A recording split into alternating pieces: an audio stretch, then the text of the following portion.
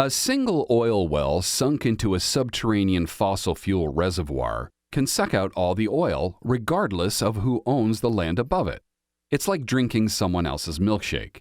And in the early days of oil drilling, it was totally legit under the law of capture.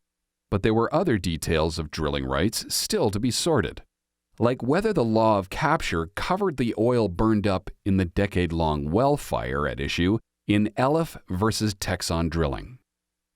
Mabel, Frank, and Charles Elliff owned the surface and mineral rights to 3,000 acres that overlay a part of a large reservoir of oil and gas. They received royalties from an oil well on the property. About half the reservoir lay under the adjoining land, owned by Clara Driscoll.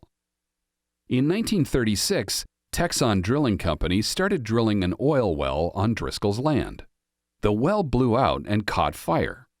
A crater grew until it enveloped the Elliffs oil well, which also blew out and caught fire. This well burned for years, and much of the oil and gas that had been in the reservoir under the Elliffs land escaped into the air. In 1946, their well still aflame, the Elliffs sued Texon. They alleged that Texon had negligently failed to use the correct drilling mud when drilling on Driscoll's property. This had caused the well to blow out, resulting in progressive damage that caused the waste of the Elliffs gas and distillate.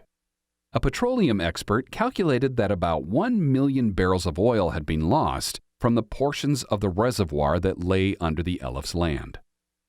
The jury awarded the Elliffs about $1.5 million in damages for the waste of the gas and distillate based on their royalty interests.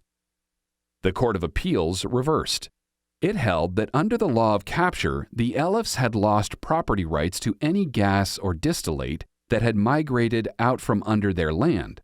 Because most of the loss had come through the blowout well on Driscoll's land, the Elliffs couldn't recover. The Elliffs appealed to the Texas Supreme Court.